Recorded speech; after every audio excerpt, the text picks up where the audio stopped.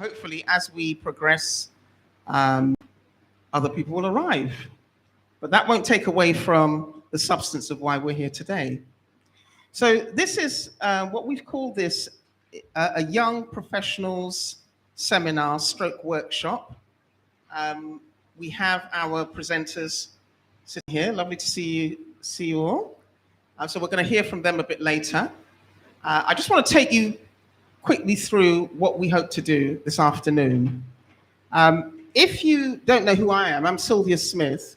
I'm the Deputy Chair of the Dominican Overseas Nationals Association, who are responsible for organizing this event. And it's been a long time coming. You're going to hear a little bit about DONA, which is the acronym for the Dominican Overseas Nationals Association. So you'll hear a little bit about the association. Actually, what we need to do is talk about a few housekeeping. The toilets are over there. So if you need to go for a comfort break, you can use the toilets there.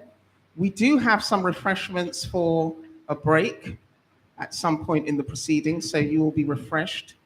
I understand one of our members has made some bigs, and we've got some cake as well and some juice, so looking forward to that, as I always do.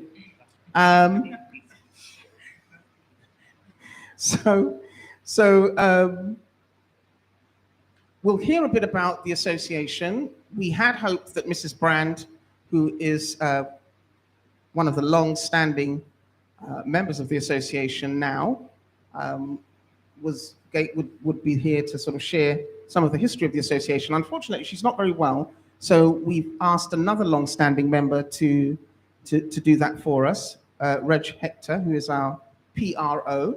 So he will give us a little bit of history. And then we're going to hear from each of the presenters, where we'll hear something about their career journeys, some of the highs, some of the lows, also something about something in particular that they wanted to share in today's session. So looking forward to that. We'll have a bit of time for Q&A, question and answers, where you will have the opportunity to ask questions of the presenters, anything you may be curious about. If they're willing to answer, they will do that.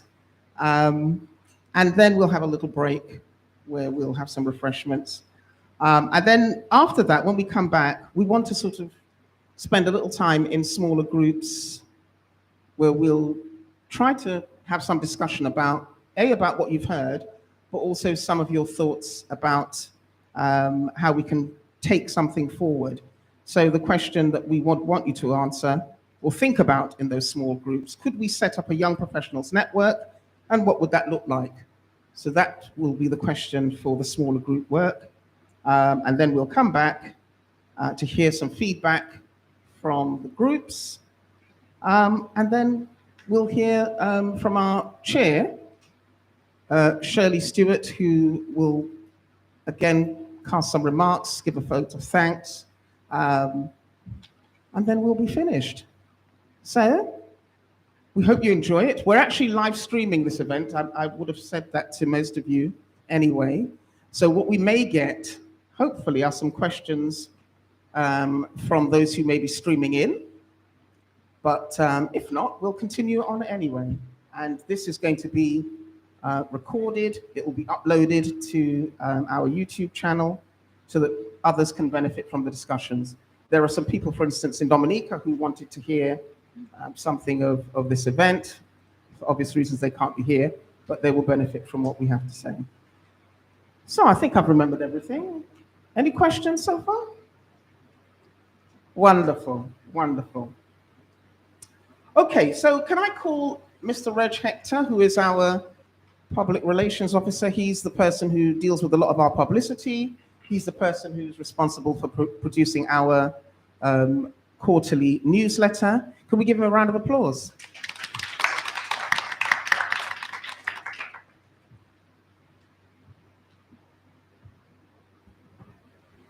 Thank you very much, Dr. Smith. and Dominica Seminar, July 2022. Welcome you all to this seminar. It is very grateful, we're grateful to see you all, and of course we're happy to see you all.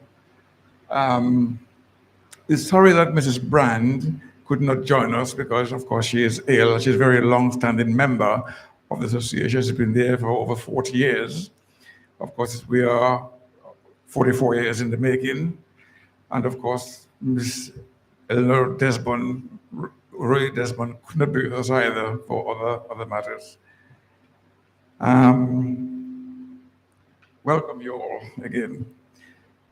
The association was established in August 1979, and our founder member was a very patriotic Dominican, Alfonso Charles, who had the vision of unifying fellow Dominicans living in the UK, in Canada, America, in order to advance themselves and to assist other fellow Dominicans and their descendants, and to assist in the development of the island Dominica. I refer to this as a triangle connection. This triangle is the symbol of the association, and it is our logo. You can see it on our banner on the back. The association is a registered charity, and the charity number is 279643. Soon after the establishment in 1979, Dominica was hit by Hurricane David, which destroyed the island of Dominica. And Donna was fully able at the time to come to the assistance by sending much needed aid, medical supplies, medical equipment, and nurses to Dominica. This, in fact, was one of the first groups to respond to the appeal for aid, and the association, with the cooperation of British Airways, British West Indian Airways, we were able to send 17 trained nurses to assist the people of Dominica. Because Dominica was very, very badly hit at the time by this hurricane, and of course we had many more since then, and we are in fact always at hand to assist when we're called upon. Over the many years, Donna has continued to work relentlessly to provide assistance to numerous causes, both in Dominica and in the UK. The various projects include providing medical equipment to the health departments, supplying equipment and books to schools and libraries, and many monetary donations to other charitable bodies and to individuals who are in need. We also recently donated a 6-burner cooker range to Chance's Children's Home in Dominica, computers to the newly reconstructed Marigot School, and equipment to the Roseau Infirmary. This was done in the last few months, and of course we had feedback that they were most happy to receive those items. Donna is now a household name with a well-established foundation, and we also work with other groups to enhance the work that we undertake. We also had a viable Birmingham branch under the chairmanship of Musgrave Caesar, but sadly, this is now dormant. The Quadrille Dance Group is one of our success stories. The group was formed in 1988 by our welfare officer, Roy Desmond, and the group has performed at Buckingham Palace and many other prestigious venues throughout the country. Presently, I take the opportunity to highlight the good work the association has done over the years. Unfortunately, many of our members have passed away or migrated, and it is appropriate to give them our sincere thanks for the great work they have done over the years. In June 2018, Donna celebrated its 40th anniversary, and the theme, looking back with pride, going forward with confidence. And of course, this is the brochure of that event. It was very successful. There are copies of this brochure which you can have a look at your leisure when the time comes. Today, our new generation is far more educated and diverse and much more integrated in the society than we were in the 60s. It is hoped that our rich culture will not be lost, and that this association will continue with the passing of the baton to this dynamic generation. Thank you all for coming, and I hope you contribute to this seminar today. Thank you very much. Thank you very much, Reg. And as Reg mentioned, we are a much broader committee. We have our treasurer who's at the back there, Hilma. We have Shirley, who is our chair. We have Joe, who was the chair of the association. He's now helping in many, many ways. And yeah, with the bakes. And we definitely want to see new blood, new involvement, and new interest in our activities. And this is part of our effort to achieve that. Okay, so I'd like to hand over to our panel. We have Adrian, Isaac, Yvonne, Richard. They'll tell you a bit about themselves, so I'm not going to labor it. So I'm going to pass the baton to you, Adrian. Give him a round of applause. Help him. Tell us who Adrian is, though. Tell us I don't know. It's symbolic. Sorry? Can you tell us who Adrian is to you? Oh, right. What are you to me? Hello, everyone. This is my mum, Sylvia. A bit about me. Okay, well, I'm obviously from Dominica. We're from a small village called Wesley, which is in the north. Used to live there from the ages of 4 to 7, yeah. Went to primary school there, formative years were there. Then we moved to London, United Kingdom. And yeah, a bit about me and my sort of career trajectory. At university, I studied business management. Originally, I wanted to do architecture, something that was design-led, but business seemed the safer option career-wise and job-wise. And architecture is a 7-year course. I didn't want to stay at university for 7 years. And then after that, I worked in public relations and fashion for quite a few years.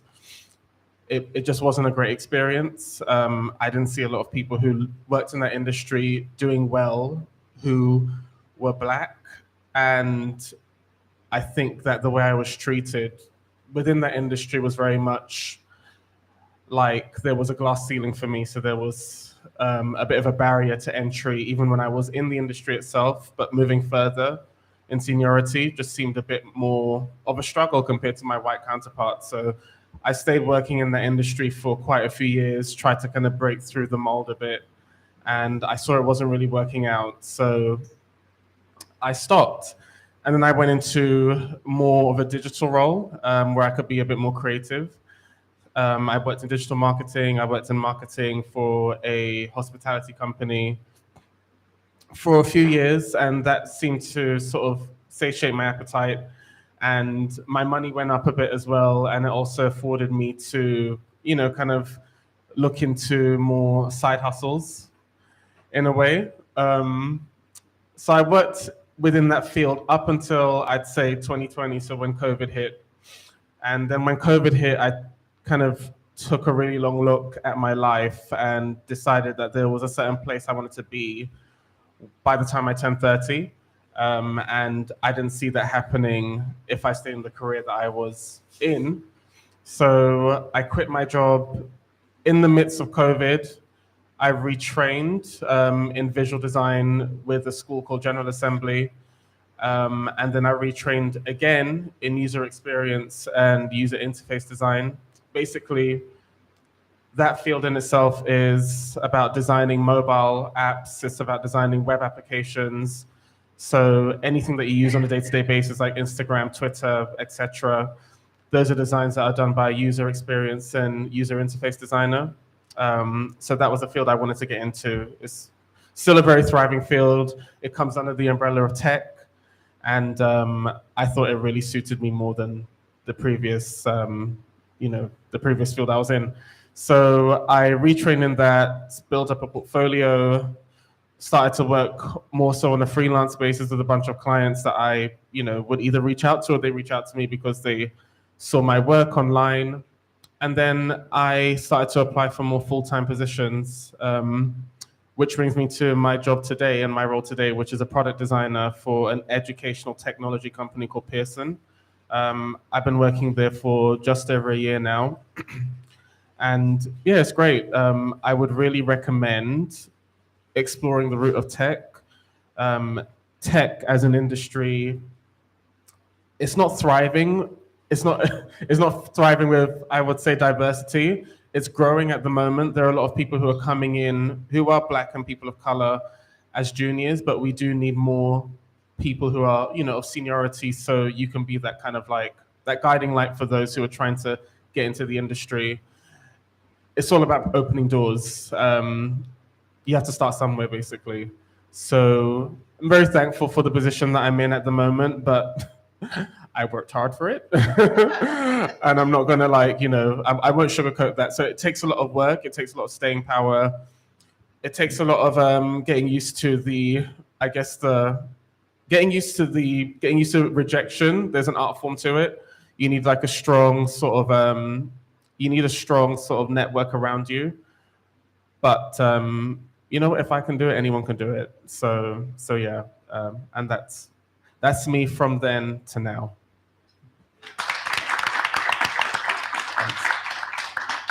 Thank you very much. And obviously, if you have questions, please do note them so you can ask Adrian and the others as they speak.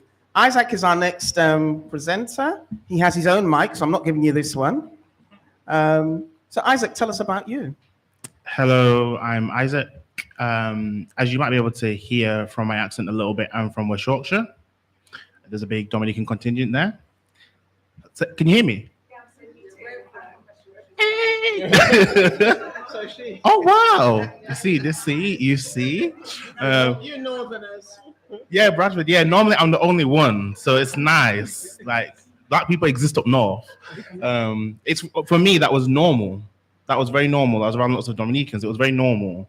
And so people from London always say to me, "Oh, what was it like up north?" And I was like, "It was fine. What do you mean?" Like I was around my grandparents' peers and my parents' peers, and everybody knows everybody more or less. If you mention a surname, people know people. The community is quite tight. People support each other, and that's the one thing that I think has tied me quite closely to my heritage. So from a Dominica perspective, all four of my grandparents are from Dominica. I have to think about this. It's really weird because they're from different villages, all four of them. So on my mum's side, my grandma is from Canefield and my granddad is from Point Michelle. And on my dad's side, my grandma was from Boetica, my granddad was from Davies. So it's kind of like east, west, and south. So it's quite interesting. They all came here in between 1958 and 1959. And then found their way up north into Bradford. Like a lot of people, they followed family. I know my granddad followed his oldest sister, Rita, and my grandma followed Auntie Bess, who was one of her cousins. So again, it's obviously a very family-led journey. People kind of didn't jump into almost like the wilderness. There was almost someone that did it first, and then it's really strange to think about it now, but they knew somebody was there and they just went to follow them. I don't know how they communicated, but they just went to do it. It's a different world, isn't it? A completely different world. And then, of course, it was my parents, and then it comes to me. So I grew up in Bradford, West Yorkshire, was there from my birth until about the age of 18.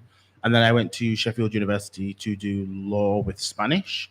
I didn't want to do law itself because I thought it was going to be boring. So I wasn't wrong. But I didn't also just want to do pure languages by itself. I was very good at languages. And this really annoyed me actually at the time. I was told, if you just do pure languages, you might struggle to get a job, which is probably the most English thing I've ever been told in my life. Speaking multiple languages is a huge skill, and the more of them that you speak, the more advantageous it is. And you can have complete careers in just language, linguistics, whatever it might be. And so I picked the course. It's really funny. I picked the course without knowing what the university really looked like. And the reason why is because I had the thought of my grandma's kind of mentality in my mind. She said to my dad, "You're there for an education. You're not there to have fun." So lots of black people went to universities because there was lots of black people, and I wasn't bothered about that. I went for the course because I was thinking of my grandma. She passed when I was 8, so that's why it was in my mind a lot, because I was going for an education, right? And I learned a lot there, connected with a lot of people, had my year abroad in Valencia in Spain. And then I didn't really know what to do. I kind of had a bit of a creative background before uni. I did like drama and musical theatre and kind of like left that behind. I was going to step out on my own. It was just like teenage angst, really. It was a bit of a mistake in hindsight. And then when I was on that year abroad, I went to a legal clinic and volunteered, and was doing translation work for them. I found it quite interesting because, again, I was using the skills I had rather than doing something that was imposed on me.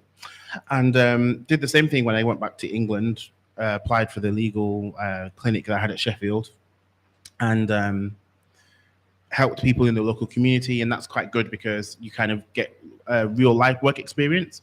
But the thing that's often quite tricky is you need to also have the grades when you're applying for law firms and things like that. And I just didn't really feel that was for me, especially a lot of them are very elite, very classist places.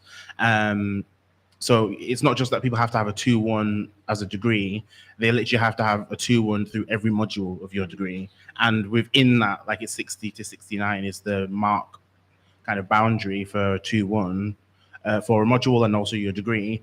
And how people would be distinguished is if you had 65 and above, which is obviously like a mid 2-1 and upper, then you'd be picked for certain firms. And if you didn't have that in every module, then you couldn't be picked. It's very, you see what I mean, how there's multiple barriers to entry for people in such a scrutinizing way. So I thought, well, I don't have all of that. So what can I do to kind of push myself forward? So someone mentioned to me that there was a scheme at the firm I trained at, and you could be a paralegal for some time, get some experience. And at the early days of being a paralegal, they'll kind of get you onto the traineeship scheme, confirm that. So I went ahead with that because I thought, I wasn't ready. I need to kind of go ahead and do that. And I kind of underestimated myself and my skills, my abilities, and my intelligence. But I went for the scheme anyway because it was a route in. At least it got me to where I needed to be. So I was in that scheme from about 2015 to 2018, so about 2.5 years. I've been a paralegal, and then I started training. So I did areas as a paralegal such as clinical negligence, and then I did commercial property, pensions, competition, corporate, which is like, commercial business work, and then commercial dispute resolution, all as like areas to learn about. So it's basically when people are suing people back and forth, things like that. So you might have heard of the postmen or the postmasters from the UK, where they were accused of fraud by the post office. It was because of a system error, and that was one of the big things that I worked on. So it was quite an interesting thing, and did help people's lives a lot. And those people really went through a lot. They really, really, really went through a lot. It was a really big eye-opening experience of seeing gaslighting on a huge institutional scale towards individuals who haven't done anything wrong, and the company know that they have made a mistake, but they won't admit it because of their own pride. But also, you have to then go back and apologize and amend all the problems you've caused, and they didn't want to have to do that. So it was a really interesting experience. I got towards the end of my training, and then got made redundant. I was not surprised at that at all because they did not like me one bit. The one thing I always say to a lot of students that I meet is to kind of always check the temperature of wherever you work, and don't sit and think that the people that you work with are your friends. Like, they're not your little friends. They're not your friends. They don't like you. They pay you for a job, but as well in certain industries is to remember that not all the time, just because you're picked for, it's really, really messed up. And we find it quite difficult because we come from cultures where people are really open, often open. I say often open. And if they don't like you, someone generally will tell you and make it clear they don't like you. But that's not always what happens in the UK, especially in corporate spaces, especially in places like working in law. And I knew this, but a lot of people I worked with pretended that, oh, maybe, just maybe. I said, no, they don't like me. I know they don't like me.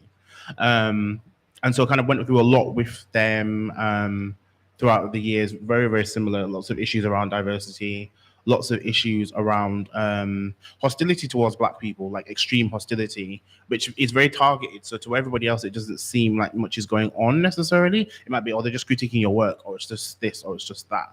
But it's always you that seems to get it. So you think that maybe it's just you as a person, it's you that has that problem.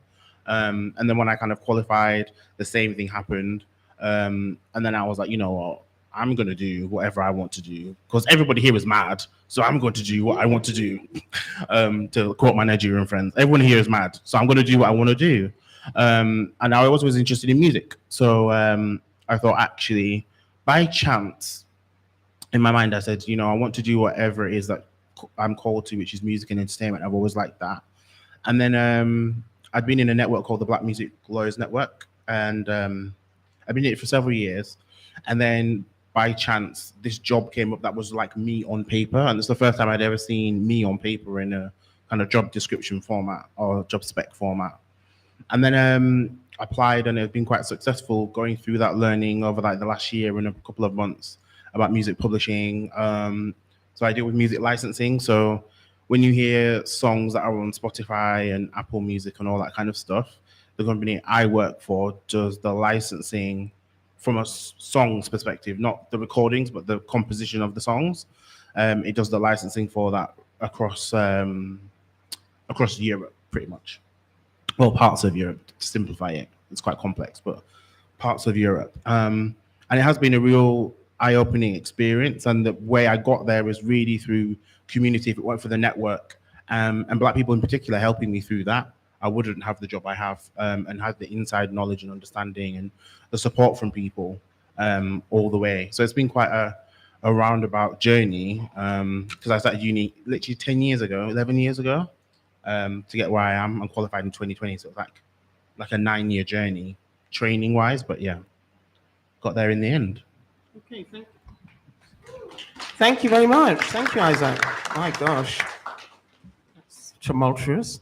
And the only, so thank you. And the only woman on our panel, aside from me, of course, and I'm too old to say anything, is Yvonne. So Yvonne, welcome. Tell us about you. Thank you. So I am Yvonne Hector, or Yvonne John, or Yvonne Hector John, depending on how I feel when I wake up in the morning. So I am first generation British from parents. My mum's from Trinidad. Please don't hate on her. It isn't her fault. And my dad is from Portsmouth in Dominica. And you saw him speak. Yeah, who's your dad? Come on. You did see him speak earlier. It's Reg over there in the corner. So I trained and qualified as a biomedical scientist in 1993. And I worked in a number of routine hematology labs, both in and around London. And for the past 20 years, I've managed routine hematology labs with around 30 staff covering 24/7 working. And for those of you who don't know, hematology is blood testing, so it's diagnostic blood testing. So anyone who's felt a bit unwell and gone to their GP and has taken a blood test, I'd be in the lab doing that blood test, depending on what department it goes to. My current role is as a hematology service manager for a proficiency testing provider, and we assess the performance of diagnostic hematology labs serving over 1,000 labs, both nationally and internationally. So all routine hematology labs in the UK have to sign up to an external quality assessment provider because they have to demonstrate that they are performing to their peers. So basically, if you had a blood test in London and then you went all the way up north and had a blood test there, you should get the same result. So we assess that the labs are all actually performing and generating the same results. And if not, we get to tell them and look at steps to put in place to help them rectify that. I am also a professional photographer. I'm an activist and public speaker, and I speak about the women of colour's experience around infertility. So I studied for a HND in medical laboratory science at the University of the West of England in Bristol. So one of my challenges I faced during high school was from my teachers believing that I wasn't good enough to do A-levels. But to be fair, I did pretty much fail every exam I took. So if it wasn't for my dad pushing me, because he wasn't going to let me sit on the couch doing nothing, I probably wouldn't be where I am today. So I went to college and then on to university, and now have a HND in medical laboratory science, a master's in biomedical science, and a diploma in management.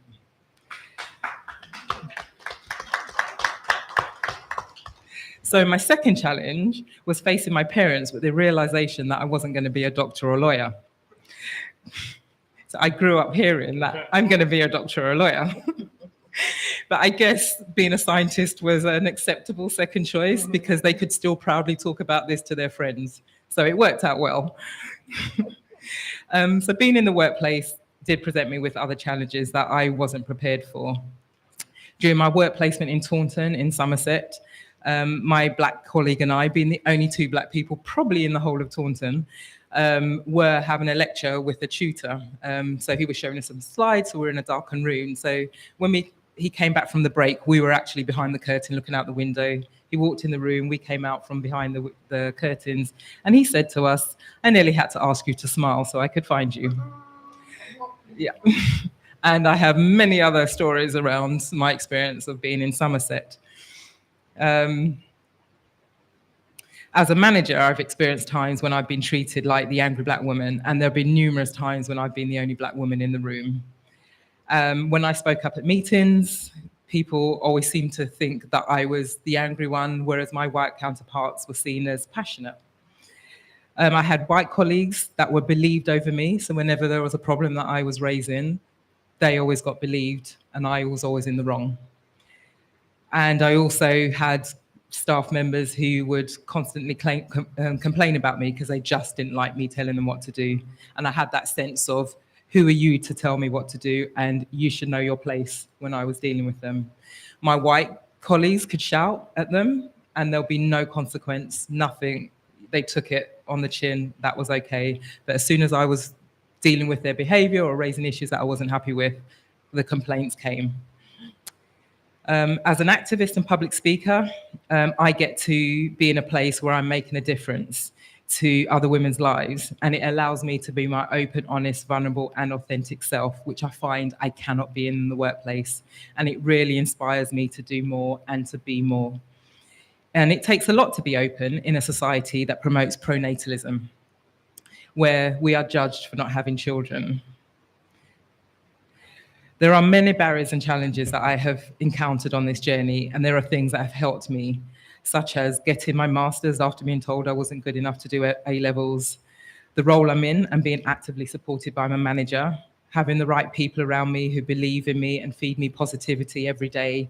A good cheerleader really does go a long way. Having the right coaches and mentors to provide me with guidance and advice and help me to work out what directions I wanted to go in. Making a difference to my team and the service, empowering my junior staff and seeing them progress, challenging the status quo, I'm always speaking up, and changing people's perceptions leading to service improvements, and also being an activist and a voice for the women of colour's experience around infertility. And what particularly keeps me standing is being able to work with and support women who are childless by circumstance, as well as facilitating the Gateway Women's Reignite workshop. And Gateway Women is an organisation that supports women who are childless by circumstance, and they have a reach of around 10,000 women, and it's an international organisation. And also, you know, throughout the workshops, I also get to help women work through the grief of not becoming mums. Thank you. Thank you. Thank you very much, Yvonne. Thank you very much. So again, I'll remind you, if you have questions that you want to ask, do make a note of them. We also, of course, have the live stream. So if there are any questions coming from there. our assistant Kelly will let us know what's going on. So, Richard, you are the final speaker. Last but not least, Hello, how are you? I'm okay. Carry on. You managed to survive the parking debacle, have you? I am so sorry. I am the reason this thing has been held up, and it's because I'm trying to been trying to find parking. But anyway, put good energy to good things. So lovely hearing all of your stories. I hope you can hear me okay. I'm Richard Etienne. Both of my parents are from Dominica. My mum was born in Woodford Hill in the north. My father was from Louviers, not too far from the capital in the south. Both of my parents came to this country very young. My father was 8, my mum was 11. The way they met was quite funny. My mom's sister used to date my dad's brother. And so my mum and dad used to chaperone them when they went on dates. And then auntie and uncle split up. And so my mum and dad were like, oh, we don't get to hang out anymore. So they went on their own dates, and then, yeah, there you go. I'm here. So, wow, so many brilliant stories. I'm trying to think of how to structure mine. I could go BC, which is before Kieran, so I'm a father. Hi, Kieran. And then AD as dad. So my father unfortunately passed away when he was only 51. I was 20 at the time. And yeah, he was very sick. So I was his carer for quite some time. So I didn't go to university. I went straight from sixth form to be his carer. And then after he passed, I just didn't have the energy to do anything educational or brain thinky. So I had this period of where I didn't actually know what I wanted to do. So I just had this thing where I got lots of paper and I put it on the floor and I just wrote the things that I'm interested in. And one of them was, filmmaking. And I'll tell you how I actually got into that. At home, my dad was at his bureau in the corner, always had his back to us. And I'm on the sofa flicking through the channels. And this is back in the day before digital television, where every time you turned the telly, it made that noise or whatever. So my dad was like, can you just find something and stop flicking the channel? And I would say, but there's nothing to watch. And then he just kind of spun around on his chair, looked at me and just said, why don't you just make what you want to watch? And then just spun back around and carried on. So years later, when I had my first job, like part-time job, I was able to afford a camera. And a bit like Jamal Edwards, rest in peace, founder of SBTV, I just went around my neighborhood and just started filming people and just finding out their story. And then I realized I just love people's stories. So I put it on the back burner for now. Kieran came along. I was 25, 6 at the time. And I realized I could no longer just do these bitty jobs because I was freelance as I came out of education. And so I was like, I need to pick something. And so I actually picked music licensing, weirdly enough. So I used to work for this organization called PRS for Music, Performing Rights Society. Yeah. I studied intellectual property law because I wanted to do law, but I thought law was boring. So I thought, let me pick a good part of law. It's a very similar story. And then very similar to you, but I had barriers and I couldn't get past those barriers. I was very good with people, and a lot of that kind of organization was networking and trying to get people to sign up so that they can then receive royalties. Basically, I'm a salesperson for musicians. So I was like, okay. In fact, there was one story actually where there was an opening in Dubai, and this was actually just before I found out I was going to be a father. So I applied for the role. And my manager at the time said to me, yeah, there's no point going for it because they just only listen to white people. Like, he just said that. But you know what? I kind of like respected him for that. So he stopped me from going through the whole process, preparing, and that kind of nonsense. But then afterwards, I felt a bit bad that I didn't still do it. Like, I shouldn't have listened to other people. But that story is important for a reason. I'll tell you in a moment. So Kieran's born. I'm like, I need to make some real money. So I went into, where did I go into? No, banking was before that. So, comms, communications, right. So I love filmmaking.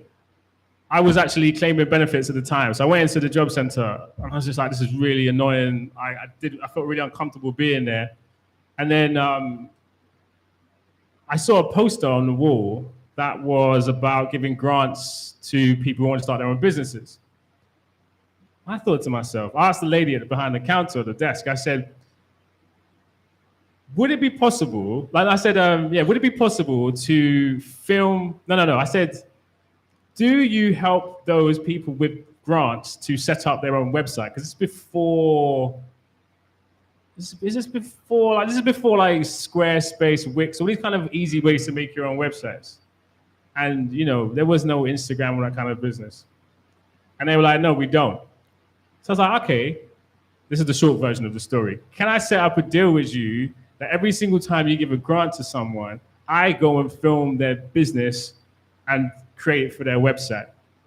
And they were like, okay. So I basically had a contract with the DWP, Department for Work and Pensions. So that was my first like full-time job and my first into the civil service, sort of, as an agency. And then I then got the call up from the Cabinet Office because there was a Commonwealth Heads of Government meeting, or CHOGM, being hosted in this country. And they needed someone to create content for their website and their social media and whatnot. I thought this was great because I get to hang out with Commonwealth people. I got to speak to all my Caribbean high commissioners and hang out. And it was around this time, actually, not too long after that, that I met with the then Dominican High Commissioner. Someone help me. Who was before Janet Charles? Francine Barron. Thank you very much. And you know, we formed a really good friendship, and it was great. And she actually encouraged me to do a documentary about Dominica because it was approaching the 10th anniversary of my father's passing at this time. I'll get to that in a minute. So yeah, CHOGM started, and it was great because I got to film like all of my Commonwealth friends. Got invited to Buckingham Palace because they're the head of the Commonwealth. So I've met the Queen 3 times. I've filmed most of her family, even the corgis. I've been to her private quarters. She showed me around. It was all a bit surreal and a bit weird. She's very short. And yeah, CHOGM finished. And I was like, oh no, I'm gonna be out of a job. And then my manager at the time was like, you're in the civil service, man. Once you're in, you're in. You never, like, there'll always be a job for you. So I got really nervous because months was passing and I still didn't have anything to do. And then my old manager at the time got a call from Downing Street because the videographer there of 10 years, he was retiring. And they were like, oh man, we need someone good really quickly. Do you know anyone? And my manager at the time was like, yeah, I kind of know a guy. And I was just about to take a job at the Home Office at this point because they offered me a good salary. And I thought, yeah, I'll go for it. Literally about to email back to say yes. And then the Downing Street head director of communications called me and said, no, just come and visit the building and then make your decision. So they did that whole thing where they wooed me, where they took me to all these nice rooms that you never see on television and showed me a piece of moon rock. And this was around the time, you know, those divers, the Chilean divers went down and we rescued them. They brought some rock up and I had a message for the prime minister at the time. It's like, oh, this, you can touch it. Here's something from JF Kennedy. I was just like, oh, okay. So we sat in the Rose Garden and the director of comms wrote my job description. At the time, the prime minister was Theresa May. And so he wrote on this piece of paper and he said it to me and I turned it over thinking, movies, I thought it was my salary. I'm like, but it just said, make her more personable. That was my job description. That was it. And he's like, do you want it? I was like, okay. So before she was called the Maybot. She was all kind of robotic. She was a bit rubbish. Sorry. And then, fast forward to like when she retired. By this time, she's dancing in Africa. She's doing her thing. She loves the camera. So I was like, mission accomplished. Boris was coming in, didn't like him. So I left that. I went to the International Trade Department, who the Secretary of State actually might be our new Prime Minister. I'm not going to talk about her right now. But you don't want her. And so...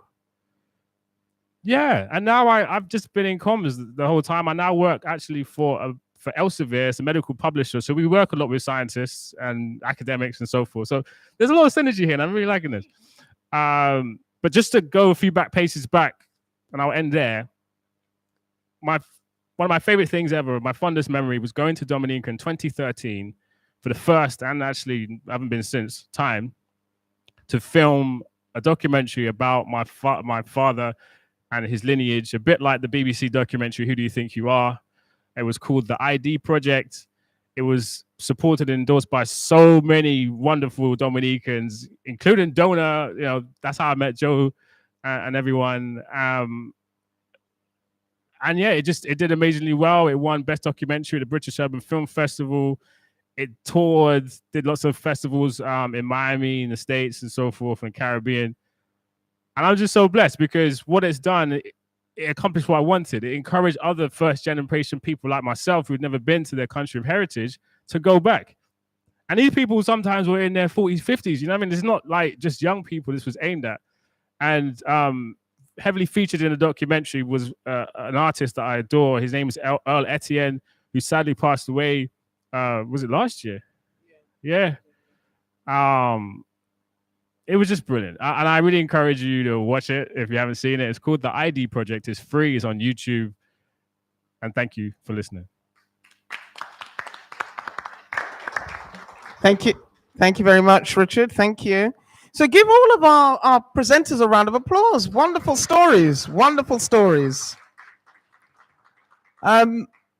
We will have a break shortly, but we wanted to have this time as an opportunity for questions and answers from the audience, perhaps about, and of course from the live stream if that's happening. Are there questions coming through on the live stream?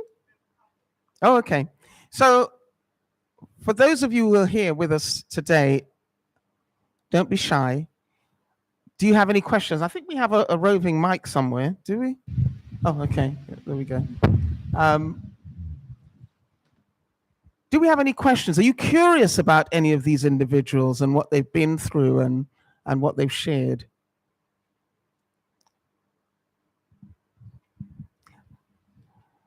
Okay, we'll wait for you to warm up. Perhaps you need refreshment. I don't know. That might be the problem. But perhaps Kelly. Oh, sorry. Okay, we have a question from Dr. Steve Del Sol. Can I say how gratified and how energized I feel listening to those young people? I mean, I've been involved with young people for the past 55 years, and I was getting very, very worried about our young people because I came back from America, I've been there for 15 years. And the same thing that was happening in the 60s, I'm seeing it happening to young people again. But this group of yourselves are pushing through in spite of or because of, what's coming at you and thriving, and that's, I'm just sort of feeling bubbly with joy, really. So congratulations on what you're doing and what you will do.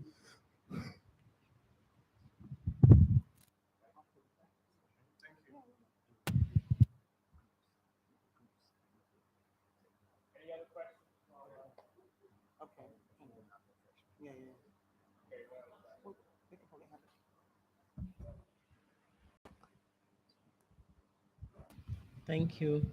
I enjoyed all the presentations, and I'm really encouraged, like Steve is, by the successes of the young people on the panel, and also by their determination to succeed. I've got lots of questions, but I'll ask just one. It's a specific one to Isaac. You said that there was an issue, to be able to break into at a higher level into your field, there was an issue of the grades.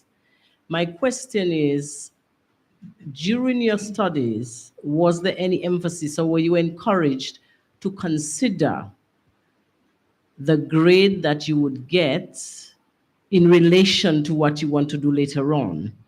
Or did it just hit you? Oh my God, maybe if I had done this, maybe if I had done that. And where along the line do you think some intervention could have been made to help you? That's a really good question. I knew from the beginning, and it was really, it was really unhelpful. So, quick anecdote: I remember going to the counselling service at the university, and I was like, nothing is working. I don't understand what's going on. I just don't feel like myself. It's all really, really strange. And I was always used to performing well academically, and then it was not happening. And that did not compute for me. It just did not compute. Like everything normally worked really well. And now it was all working really badly. And this is not normal. It's not right. And people say, oh, you have your ups and downs. I was like, yeah, but not me. And I remember having a lot of pressure because we were told really early on, firms came to speak on campus and everything. And they always tell you, you need 2-1 and you need this and you need that. And it wasn't helpful for people. You knew sort of what you needed to know, but people just told you. And yes, you were told, grades wise, you need this. But on campus, the lecturers would say you need to kind of give your answers this way and that way. But there was like a gap of understanding, I think, for people going from A levels, which were really high intensity information, almost information overload, to then university in first year where it's kind of self-study, and you kind of have to start studying again in a very different way. And it was just people just didn't know how to bridge the gap. That was a big part of it. Another thing that was a problem was the course as well, which is why I like the American system of normally where they do a first degree and then they study law after. It's incredible amounts it's like A levels. Law in the UK or law in general is like A levels, but like on steroids, except you just don't know how to comprehend the amount of information that's kind of coming at you. So I did know, but it didn't make the situation any better. And nothing was moving and no one was really helping. I don't know if I mentioned it, like I'm dyslexic and dyspraxic, and I did not know at university at all. Again, I think this is very common for people in general, but especially for Black people. If you're relatively academic in some way, people assume that you can't have any kind of disability, which is not actually true. It's a dangerous form of ableism, thinking you don't need help because some children might struggle to like write properly. So just because you might not be able to either comprehend something or it might take you longer to understand something, you're not as bad off as other people. It's a really messed up way of kind of looking at things. And that was a big part of it. The structure of my essays and things like that were not in the right order. And it was only until final year where I had a tutor who was actually British because I did law with Spanish. The tutor I had up until I came back from my year abroad was Spanish. So he didn't understand the way that sort of the British system worked. He would kind of be like, if you guys, you got 2 2s, like they're good grades, and everyone would be like having breakdowns, like it's actually not a good grade, like we're not going to get a job. So, but for him, it was almost like a decent pass grade in Spain. It was very different. The system is different. So that was also a factor. And I remember he said to me, as in the English tutor, he said, I'm really sorry that no one picked up on this in first year because it could have been solved. And the stress that you've had for like the 4 years you've been at university could have completely been avoided by someone just looking at this essay. He said, your analysis of the law is not wrong, so you're not going mad, which is why I thought like, I'm stupid. He said, you're not stupid because I was doing like Spanish and French and I had good grades in that. And he said, it's not your intelligence that's the problem. No one has physically looked at your essays and literally just told you, you need to put this here and put that there and put that there. And then your grade will go from like 53 to 68. And that really angered me because my experience at university was really distressing because of that. And I think that's very, very, very common for a lot of people. There's not a lot of you need to just do this. And then if you do that and that, you'll be all right. No one kind of helps people. And it's sad because it stresses people out unnecessarily. And the period where you should have fun is not enjoyable. So yeah, really good question. But it's a pervasive issue, yeah. Thank you. Thanks for that, Isaac. Thanks, Ezra. Kelly, there's some questions. I want to ask the speakers this one because everyone can give a response, but somebody wanted to know that if any of the speakers would consider going back to Dominica to offer their skills, knowledge, or experience in their home country. That came from Hanifa. Who's that from? Hanifa. Hanifa. Yeah. So, presenters. Really quickly, any there's comments? too many lawyers in Dominica, so no. No. No, I lie. In fairness, from a music industry perspective, like it would be something I'm definitely interested in terms of writers getting paid for songs that they write, songs being registered, things being on not just YouTube but then Spotify, so modern audiences can find them. I know that's a big thing with like a lot of the soca artists and older reggae artists. Things are not on Spotify, which is where people get paid from. Not that you can't get paid from YouTube, but if it's in a big collection of songs that are old songs and it's like an hour and 20 minutes long, to identify that, and then because that's what I do at work, to identify that and then get people to be paid from that, it's a problem. So it's something I'd be interested in. But yeah. Yes, then. Yeah, I guess so.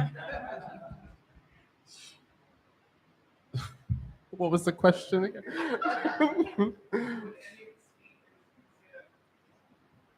Can you hear me? Okay. Would any of the speakers consider going to Dominica to offer their skills, knowledge, experience in their home country? Yeah. Yeah, I mean, of course, it depends on like in what capacity, and you know what the cause would be, what it would be for. I mean, you know, the the beauty of like tech and design is that you can kind of offer that and lend that to anything. I've managed to work on like educational apps, but can also offer my expertise to music apps and you know, web pages, and sort of like it's very expensive. So, and I know that with you know, with certain areas of the world, and I'll include the Caribbean in this, the thought process is that innovation doesn't exist there, when more often than not the most innovative people are there. We're either just undiscovered or our ideas are stolen. So I mean, I think it would only be an opportunity, in all honesty, and also being trapped in London for the past 2 years. Yeah, the answer is yes.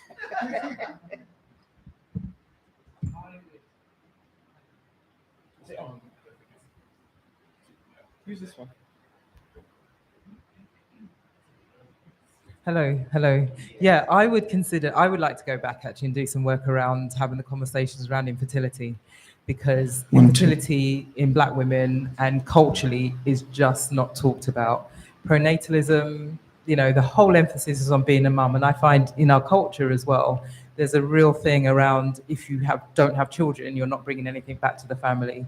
So I think this is such a, you know, and I am a public speaker around this, and I get a lot of women coming to me because I am Black, and are saying, you know, I'm coming to you because you'll understand. And also in our society, we're not seen as infertile.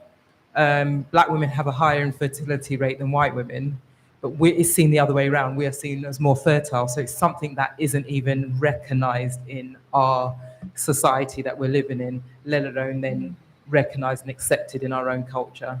So there's a lot of silencing around that. And if you add religion onto that, that's another silencing level. So women aren't even accepting it for themselves, and it gets really hidden, really pushed down. And it is silencing. And I think I really like to break that silence and really like to open up those conversations and help women to talk about it, because the thing around it is when we're not mothers, we're seen as useless, worthless, having no place, no value. Who are you anyway? Or we're selfish, and all these negative stereotypes that come out, because, you know, the amount of times I've heard you must be one of those career women then, like I put everything above having children without even knowing my story and the struggles I had.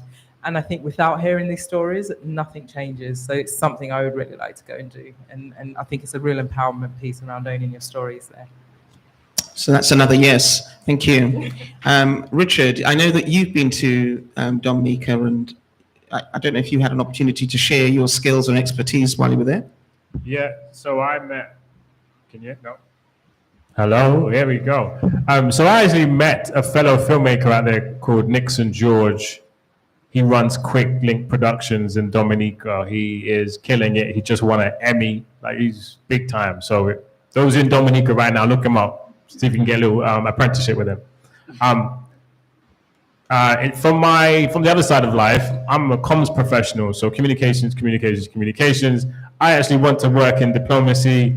I'm chatting to, you know, the High Commission, trying to see what I can learn from them so that I can go to Dominica and spread my knowledge and experience, because it all comes down to one thing, and it's just know your audience. And you're probably seeing, flyers or marketing, and it just doesn't hit the right mark, or politicians saying things that just isn't hitting the right tone. And all we need to do is just make sure that what we are saying or communicating is being well received on the other side. And that can literally open doors, break down barriers across all sectors, businesses, and everything. So I'll be really happy to go back home and teach that. Thank you. Thank you. Yes, Steve? Hang on a second, Steve. We're just going to get a mic.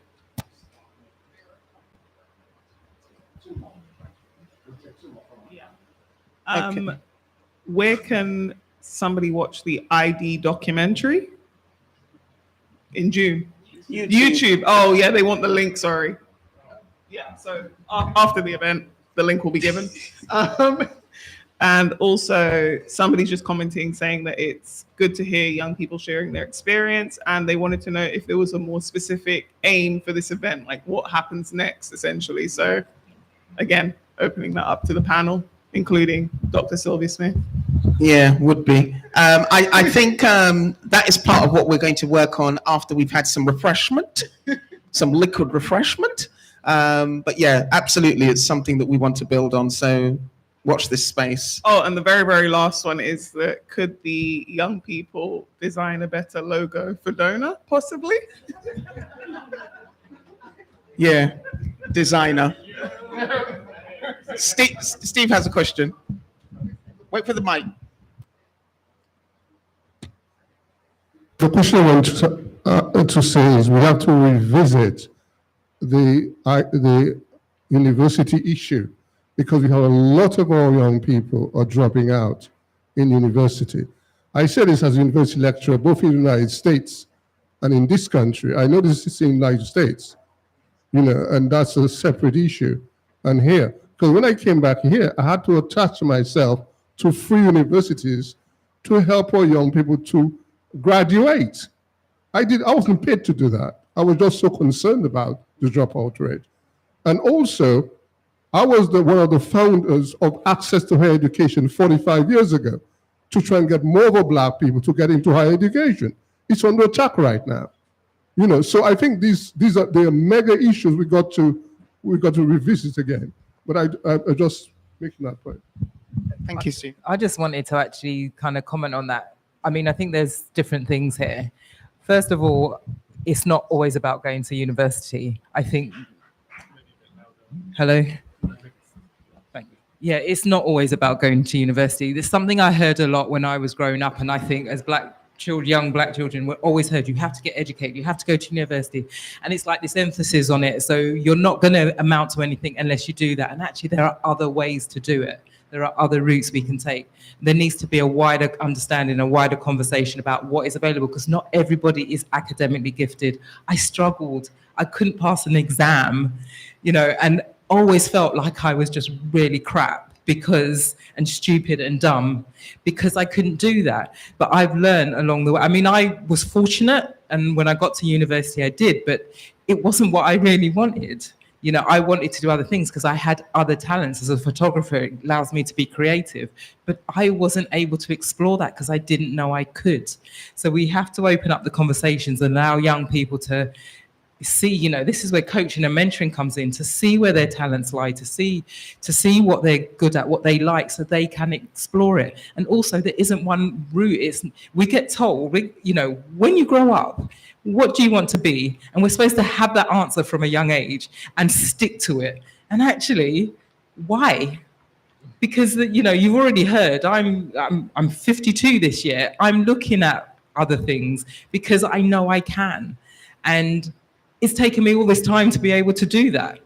But why didn't I know that before? So there is a wider conversation here. And also, when we are in those systems, we need the support groups to help us in those systems, because we can struggle.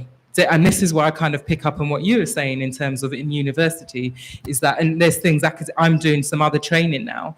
And if I didn't have the support groups I did, I don't think I could stay in that line because of what I'm seeing. So we do need those support groups from people like us who understand it, who've been there, who can help because I know when I'm talking about race, when I'm talking about racism, people outside of my group, people who don't look like me, don't want to hear it. And I need to talk about it and I need to be heard. So we need those support groups there so we can actually talk about it and know that it's true, know that it's real, and look at, well, how do we stand strong in that? Thank you. Thank you. We have another question from the floor. Yeah, so the question that I had, talking about the networks, was how many of you recognize the importance of having that network when you started your journey? Because definitely for me, as I progressed through my career, I've noticed that there is a real power in having a network, having sponsors, mentors, not necessarily in your workplace, but also outside of that. So how many of you recognize the importance of having that network before? And do you think that that is something that we also really need to kind of instilling those that are coming up behind us? There is power to connecting the dots and having that strong network. So I love that question because it reminds me of that line, your network is your net worth. And I found out about social capital quite late on. Fortunately, unfortunately, it doesn't matter, but I know it now. And I would wonder why I would enter into a role at the same level with someone, but 2 years later, they're further up the ladder than I am. And I didn't think about race back then because, I don't know. But one thing I did notice is that they were the ones that would go to the gym with the boss. They were the ones that would go to those events, those networking events and so forth, and, you know, picking up business cards and the rest of it. So if we put it down to like our people, you know, how many of us let each other know what we do? I mean, how many of you actually can actually say to someone what your sibling does as a job, or can clearly explain what your parents did or your children do? Like I literally just got back from a family holiday, and we were around the table having dinner. And my brother there's four siblings. My mom, obviously, my dad passed away, and my sister-in-law. And then we're sitting there, you know, we finished our meal, and they're like, Richard, what do you do? Because when people ask me, I don't know what to say. And it's that as the first step. Like, find out what your people do, because if you hear through the grapevine somebody needs a particular service, then you can go, I know someone. And then make sure that you say that they cost as well. Like, this is not a free thing. So that's within your own family. Then do that a bit broader with your network, and then at work and so forth. So that's what I would say. Find out what your people do, and then connect where possible. Hello? Yeah. I would just probably double down on what Richard was saying. I think it's become more and more, I guess, relevant over the past few years that networking sideways tends to reap a lot of benefits. I definitely found that with getting into my career and stepping into it, because I didn't really know the industry of user experience and product design nor tech. And by networking sideways, networking with people networking, you know, with people who didn't have the same amount of experience as me. So they weren't as inexperienced as me, but they had maybe a tiny bit more exposure to it. Not trying to attack the bosses and the design directors, etc., but trying to get at the people who just made it into the industry, enabled me to then get clued up on the schools that I'd be able to sort of get into, the scholarships that I'll be able to attain, depending on the quality of my work. And that kind of let me know to, you know, kind of up my skills to a certain point, not really, you know, not kind of like kill myself, but to up my skills to a certain point in order to kind of get into the right direction. I feel like networking sideways enables you to work smart as well. Yeah. I'm going to add a bit more to that as well. I think one of the things we've got to do is start recognizing what we've inherited from our enslaved times. Because I think, you know, something I've experienced is like there can only be one black person in that room. You know, when you're seeing other black people, it's like a competition. So we're all fighting against each other. We're all pulling each other down. We're having competitions. I've experienced black people wanting not to come to me when I'm their manager, and they'd rather go to a white person for advice, because there's this unconscious conditioning going on. And this is something also we've got to recognize, because without having those conversations, without bringing that into our conscious awareness, we continue to perpetrate what we've inherited from those times, and we remain enslaved. So I think it's really important to bring those conversations and that awareness into this as well. Yeah, I agree with everyone else. I am a really bad promotional person. I just do the work, and I'll explain what I mean. So I'm the co-founder of the Black Men in Law Network. The reason I co-founded the network is because I was going through a lot of issues at work, and I realized there weren't as many black men in law as there were black women. Now, on one hand, that's really good for black women, but I'm always concerned as to with unique specifics, like what's going on. So if we're looking at black lawyers in the UK, how many of those lawyers are of Caribbean descent, for example? I think only like 1% of the 3% of lawyers that we have in the UK are of Caribbean origin. So obviously we've seen like a historical shift where it's gone almost in reverse. But what's happening there? So with the network, the aim of it is to really make sure that we all, exactly as Adrian was saying, like network laterally, we'll network horizontally across with each other. Because what's going to happen is, you know, when I founded the network, I was a paralegal. This is in 2018. That's gone off. No, it's me. We shift forward by 4 years, and I'm 2 years qualified now. So I'm in a very different position. And I have friends who are like a year above me qualified. They work in companies. They're senior legal counsels. So within 4 to 5 years, they're going to be the head lawyer at a particular company that they work at. So I agree completely. It's very important. And I think it's something to definitely inspire and speak to younger people about. I try to do it to my godsons a lot and get them to always like learn and show people what they're doing. Because I see like Adrian's work, it's through social media. I've learned a lot. And that does have a big impact. Like, lives and careers are being changed through the internet now. They're being changed through digital means. And social media in some ways is kind of, especially if you show your skills, it is a form of networking, but not in the traditional way that you might think of it. But what Richard is saying is also still very, very real. So it's like, it's a combination. Everything that Adrian has done is a perfect example. So the social media will get you in the door, but what Richard is talking about and some of what Adrian is talking about, and as well as obviously Yvonne has spoken about, will get you the job. And people forget bits of that. Like, you kind of have to do it all. And I've learned that when I didn't want to do that, which is very common for black people, especially because of racism. People are going through a lot of issues and they want to avoid them. So they don't integrate with people. They avoid them. But you kind of, in my new job, I made it a big mission that they were going to like me.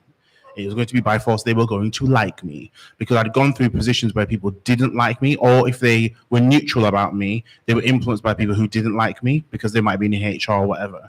So I was convinced that these people, when I got into this job, were going to like me. So I was going to go to all the social events. Like, yeah, I go from the north to London for them, but I did it for a reason, because I want to make sure that if someone does have a problem with me in the company, it's just that one person, because other people like me and get on with me. And often if you don't do that, what you might find is that it's like a tree. There's a poison branch or a poison root, and the rest of the tree is unaffected. But if one side is, say, you know, white and the other side is black, it's like something being affected because you've not gotten in contact with people. They don't know you. So when you hear, oh, well, he's bad vibes, I don't like him, he's not really this, he's really bad, it's the opposite reaction because, oh, well, I've had great experiences with him, so it must just be a you problem. But if you don't know anything about the person, you can be influenced by that. And unfortunately with racism, what happens is people believe bad things about black people, even if they're not true. So the networks are really important, and it's all about just getting people to just get used to talking. I think a lot of black Brits are quite shy. To our detriment. So the networks are really, really, really important because they run every single industry, politics, everything. They run every industry, so they're important. Yeah, just to like add on to your point, it's important to network. And I mean, you know, if your version of success is getting a job, then so be it. But once you're within that job, it's still important to network. Because, you know, there's a lot to be said for having like a side hustle as well. And you're able to kind of like branch off from that job because you're always expendable by your employer.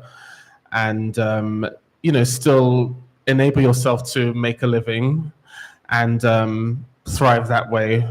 I feel as though traditionally we're kind of constrained to the confines of a job when really and truly your skills are so much more than that. So, it's important to continue to network, continue to kind of get to know people who there's like a mutual benefit off of each other, as long as there's an understanding as well. And yeah. Okay, so thank you very much, guys. If we have no other questions, what we're going to do now is have a little break, have some refreshments, and as that's happening, we'll think about how we're going to construct the rest of the time that we have here. Sorry? Oh, okay. Thank you. Okay, so refreshments are going to be served in the room at the back there, so you're all welcome to order yourself and have something to eat. We can't eat in here, so can you, when you take your food, sorry, I'm doing this wrong. When you take your food, if you could.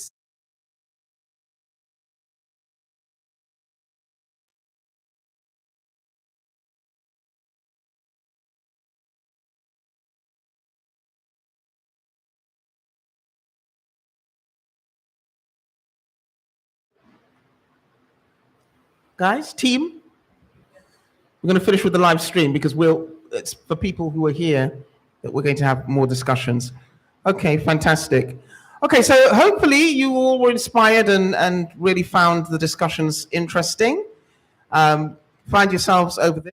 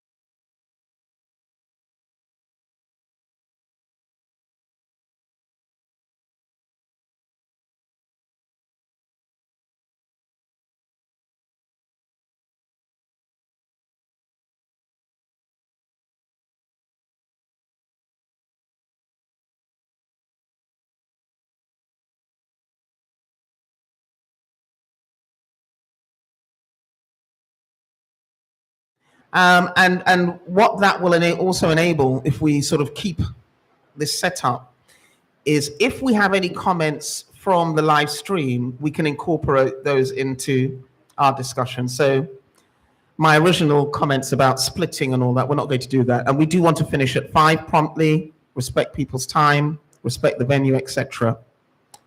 And so this next section, I think, listening to what we were hearing from the floor earlier, not from the floor, from the panel, from the panelists,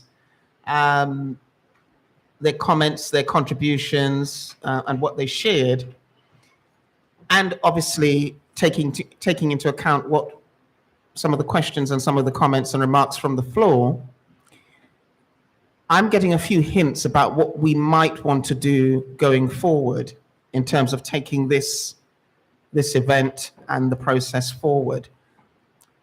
But I think we need to open up and have a discussion. And the question, those of you who have your programs, is could we set up a young professionals network, and what would that look like?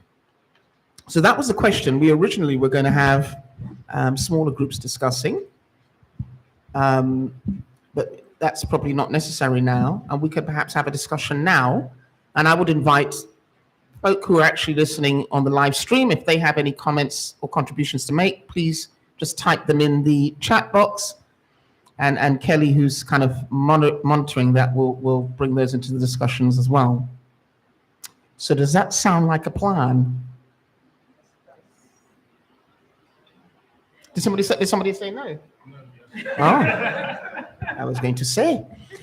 Okay, so the question is, I mean, based on what you've heard, based on what we've been talking about, based on what you've heard from our presenters and so on, do you think that DONA could set up a young professionals network, and what, in your minds, might that look like?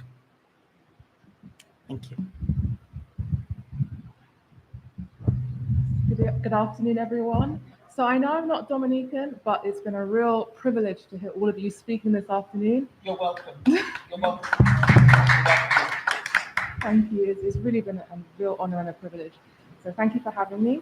I think what would be a really good idea if DONA actually networked with other groups that are already in existence. I think there's Dominica Youth UK. Also, there's BYP, Black Young Professionals Network, which is set up by an amazing woman called Kike. So definitely check that out as well. And also, I have to plug my organization as well.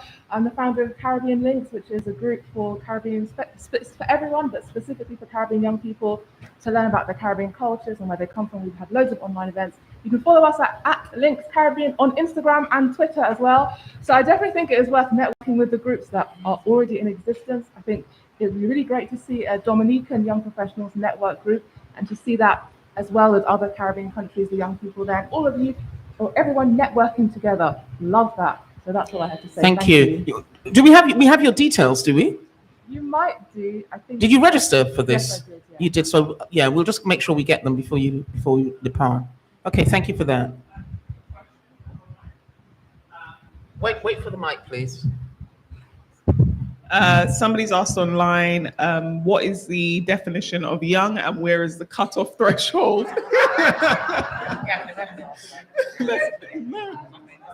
Oh, yes, no, it's true. Yeah, if that's our cousin who's asked that question, we're going to ignore that question and get back to some serious talk. No, it's our cousin. I think it's a valid question. I think it's a valid question. All right. I will be swayed by the audience. All right. I'm going to throw that open. Who wants to answer that?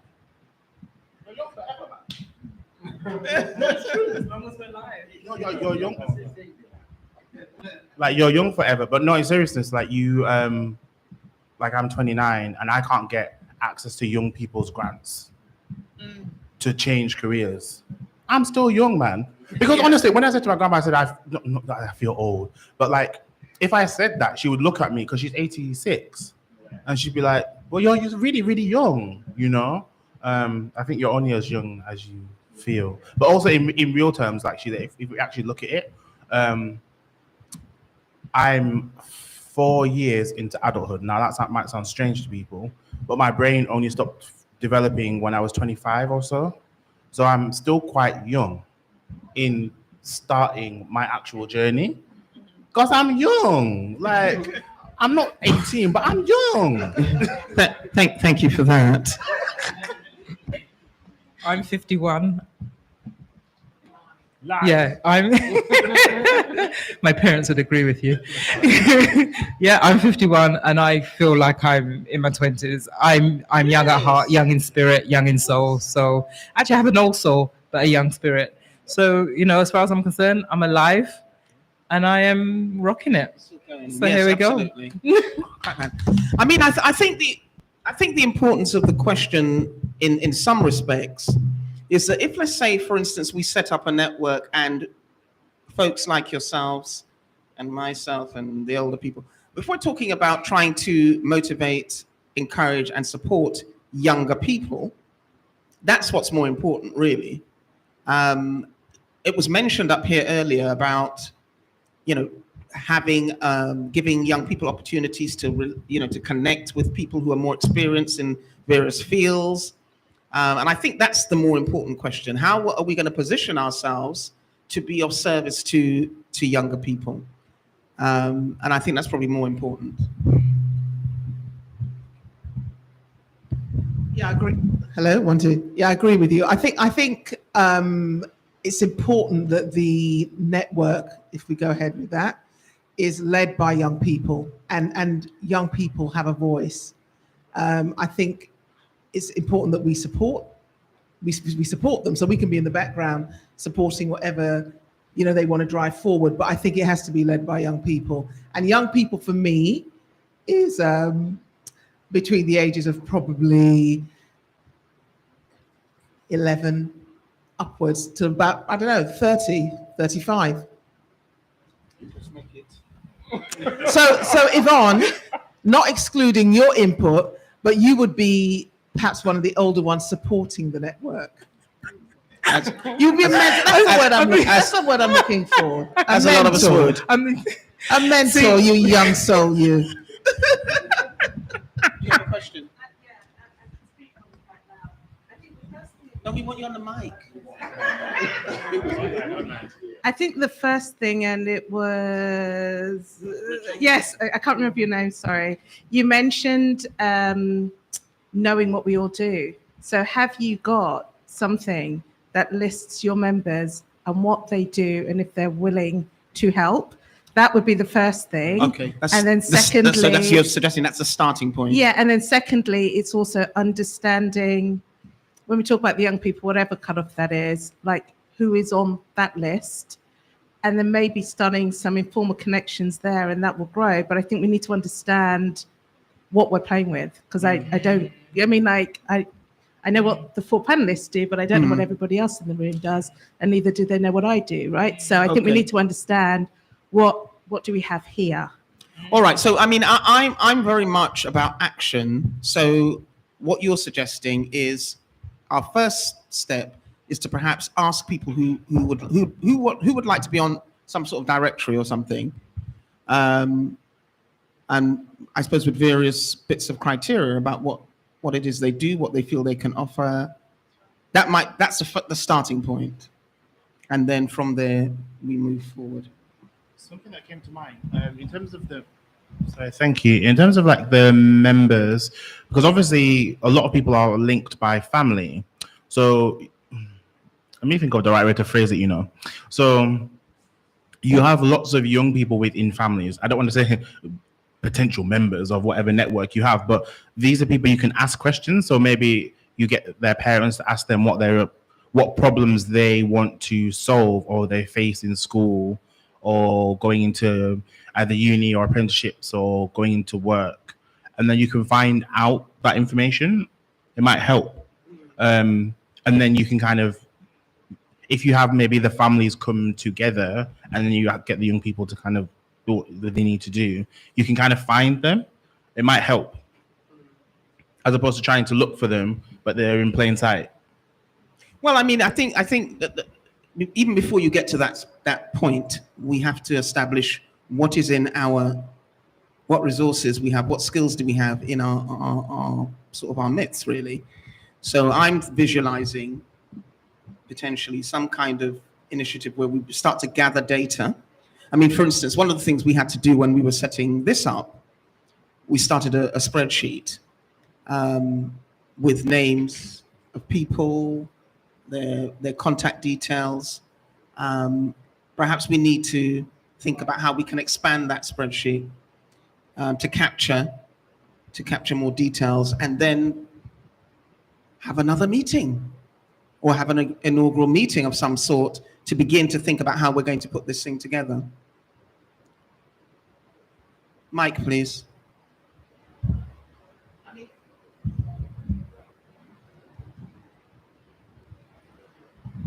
Thank you, Joe.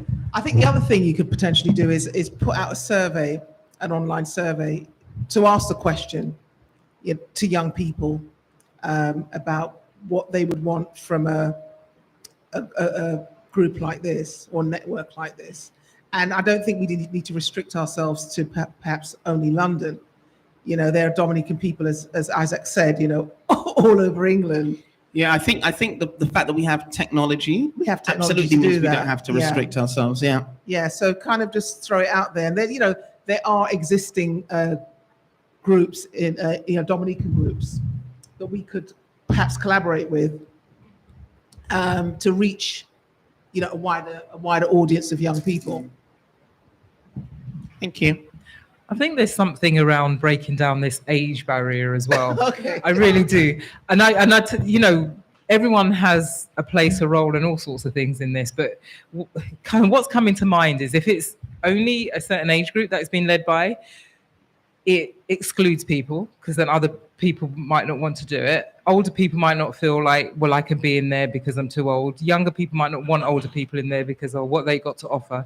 And also young people don't always know how to interact with older people. So there's something around just breaking this down, and it's about everybody, but being able to all work together, all interact. And I mean, sometimes you're going to have things that would just be a certain group. But I think as a general thing, it's starting with the whole community to then start to be able to interact with each other, learn from each other, but then also what do we need to do specifically in those times? But to me, if I'm thinking it's just going to be that, I probably less likely want to be a part of it because I'm like, oh, they're not going to want to hear from me as well. There's another thing that came to mind and it's gone. That's what happens when you're menopausal. There you go. I would. Did you see how? Yeah, that was. I like to poke the bear, so I'm going to say a provocation here. What if we just ditch the word young and change it to Dominica?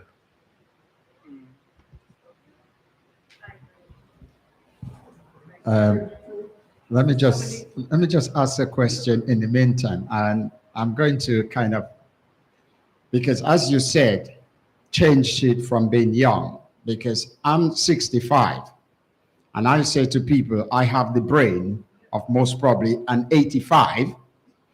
I have the body of a 20-year-old, and I most probably behave like an 18-year-old. So if we want to say about young, then that is completely different. But on the other hand, I still believe, yes, it would be better if we say a Dominican database, because otherwise I would be exempt from that. And I wouldn't like to be exempt from that because I've got skills, I've got professional that I can bring to the table. And I think other people that are of that age or even less of that age would be able to do that. But what I would like to find out is, now that we decided to start up something, that is our foot on the ladder, because we have never had anything like that before. And so I just want to find out from the panelists whether they would like to continue if we would decide to go to another level with this.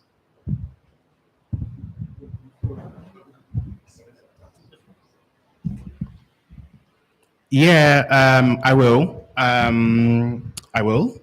And I would definitely want to do it through a social media perspective, because there's lots of people you can reach out to. They might be of part Dominican heritage, and it makes it much wider than you would do even just, population of Dominica and its diaspora alone. If you're just saying everyone is pure Dominican or whatever. So yeah, I would. Yes. Public accountability, nothing like it. The world heard you. I absolutely would love to. One of the things that I get scared of is, do you want to be a part of this? And I'm like, do I have to be a part of it all the time, every day? What is it going to mean to me? So I think also just having the acceptance that, because my availability can be quite short just because of the different things I'm doing. So if there's an acceptability that I'm not going to be here all the time, I'm absolutely for it. If there is let's do something specific and Yvonne can do that specific, I'm absolutely for it. But, for me, yes, I absolutely want to be a part of it, with the just proviso that I won't be available all the time. Yeah, I mean, to be honest with you, none of us are really, but yeah, that's fine. People have this expectation. It's something I think that's just also kind of allowing for that to be there as well. Okay. By association with you. Don't really have a choice.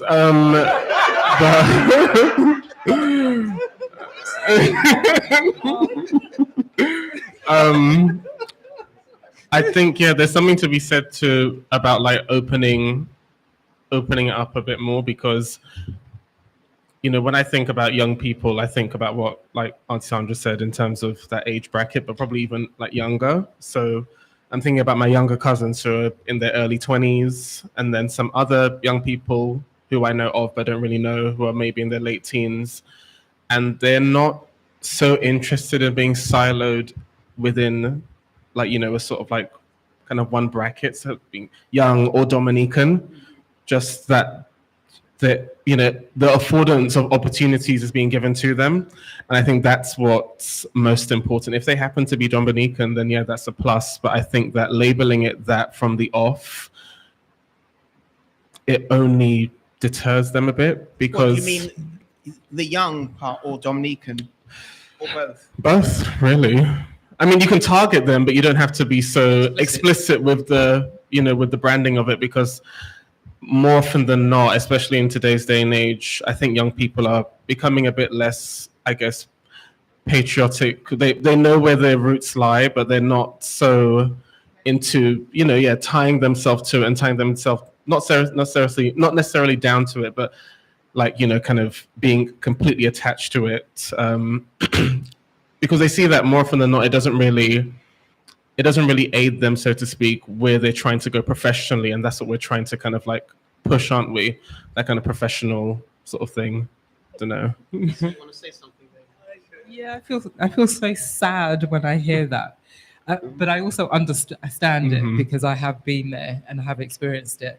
And I think there's a real learning our history, embracing our history piece in this as well. I mean, again, these are all the things I think that need to feed into all of this, because I remember when I wore African clothes for whatever, I get a lot of stuff made. I love the materials. I love African materials, as you can see, my own heritage. I get stuff made, and wearing it to work for the first time, I was like, I remember it probably took me a few weeks before I pulling it out and putting it back in my wardrobe before I would even have the courage to wear it, because I thought, what are they going to think of me? What are they going to say? And I grew up in my career in being in a lab where there was other Black people, and when we were talking, the white manager came out and said, "Oh, I thought you guys were starting a gang." So, I know the conditioning that we're living under. So, and this is what I'm hearing when I hear this about these young people. So we need to be stripping that away so that we are proud. I go in and people are, "Oh, you're being Dominican today." Yes, I am. Like I could stop being Dominican anyway. But, when I cut off my hair, what are the white people going to think of me because I've done that? How am I going to look? How am I going to say? All of this stuff, I had to talk myself into it, because I kept thinking, well, how am I going to be seen if I go opposite to what they think I should look like? So we really do need to be empowering the younger generation to be proud of being Black, and I do hear that because of the whole, how am I going to, I've done it, in my 40s, 50s, I'm questioning. I mean, I've stopped doing that now because because I did it, and actually maybe because I was in a high position already, but it didn't adversely affect me. If it's going to adversely affect me, do I really want to be there in the first place? So it's having the courage, the strength to do it, but we can't do that unless we know where we're coming from in the first place. Okay, do we have any other? Thank you, Yvonne. Yes. Can I just say this, that there's a famous Bible said, love your neighbor as yourself. If we focus on self, we're into identity. Okay? And you cannot love anybody if you don't first love yourself. That's where it starts. And you can't love yourself if you don't love where you're coming from. So we make no apologies for being Dominican. That's the starting point. That's not the finishing point where you need the platform. You need the base.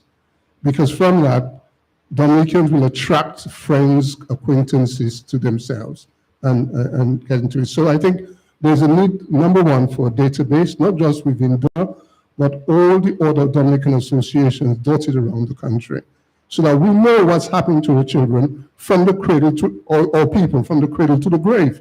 It's a cradle to the grave kind of experience.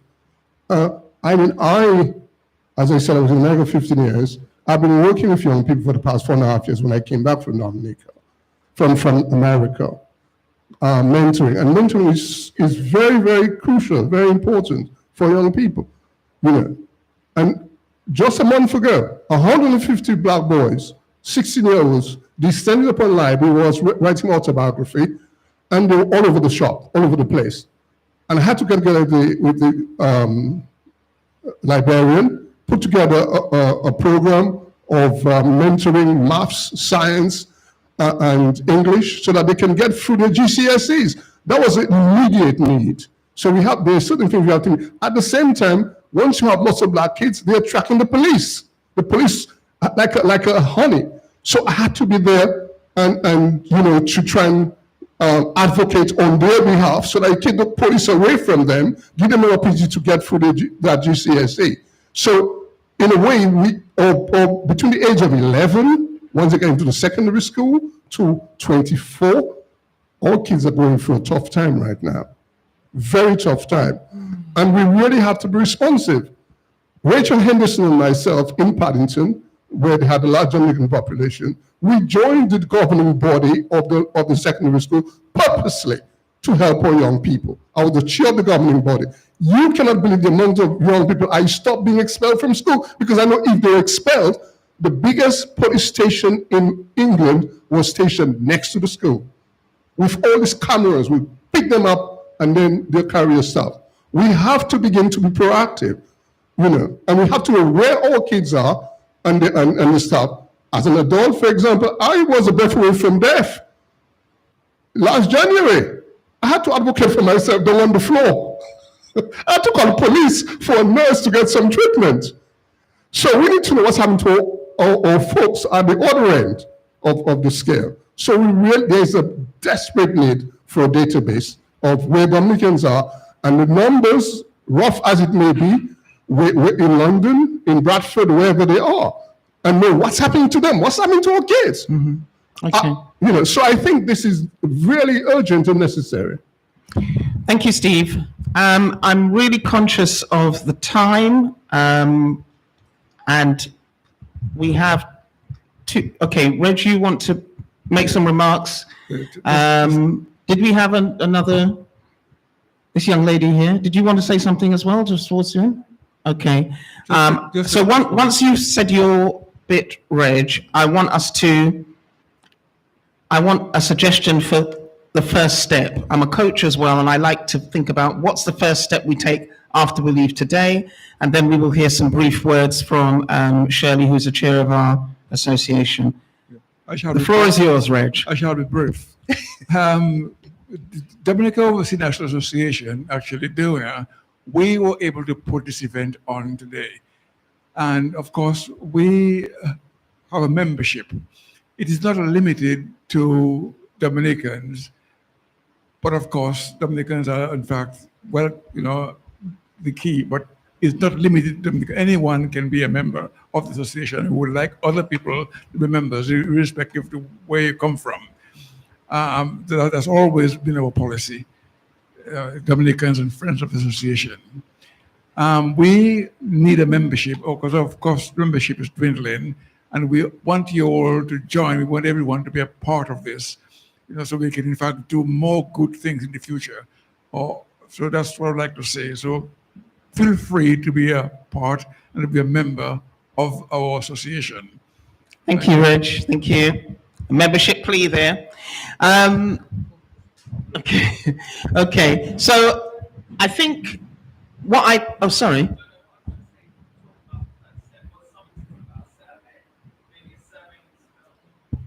Maybe a survey needs to go out in terms of seeing what people have to Okay. offer and things like that.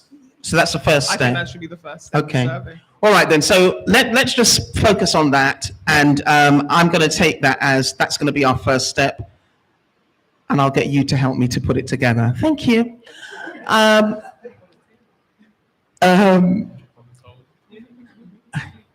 you. Yeah. One very final remark. Can we have the mic, please? Yeah, so what goes with the survey is I think we need to collaborate with other Dominican associations. I just want one step. Yeah, but if you're going to send out a survey, you need addresses, email addresses to send the surveys to. So the collaboration needs to take place at the same time. That's all I'm saying. Absolutely, but I'm just after one step. Okay. One baby step, Okay. and then we'll move forward with the next steps 2, 3, and 4. Because invariably, it becomes a huge enterprise and nothing ever gets done. So the first step, we're leaving here today making a public declaration that the first thing we're going to do is pull together some questions for a survey. Then we think about how we're going to get this thing distributed. Yeah. Coaching style. Shirley Stewart, who is our chair of Donor Association, would you like to join us here, please? Thank you very much. Give her a round of applause. Thank you.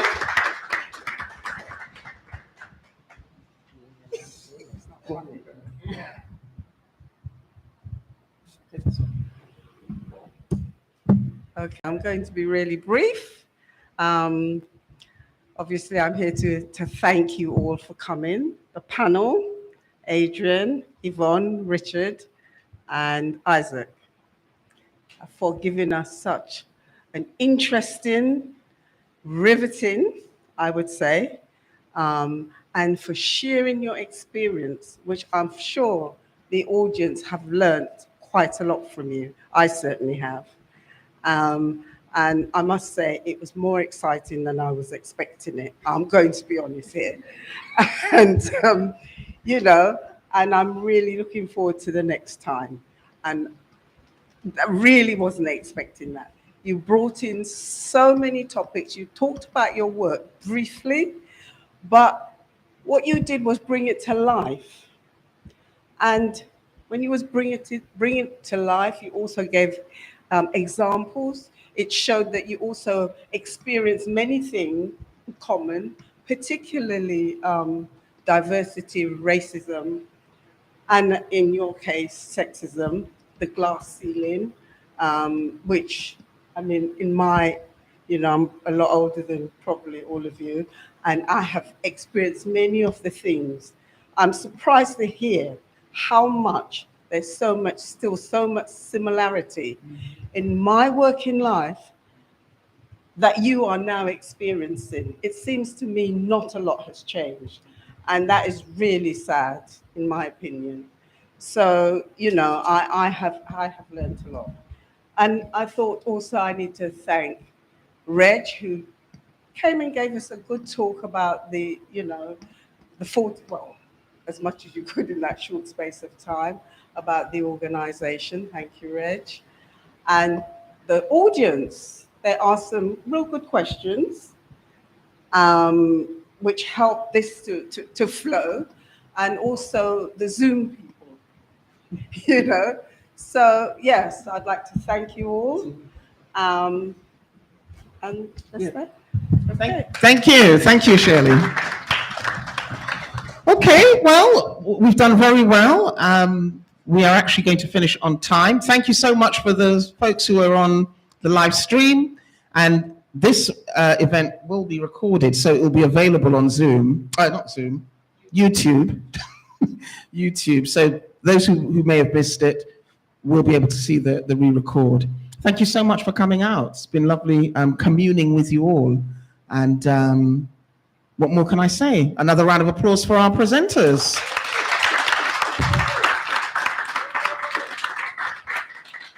Thank you so much to our media team. You guys have been brilliant, so helpful.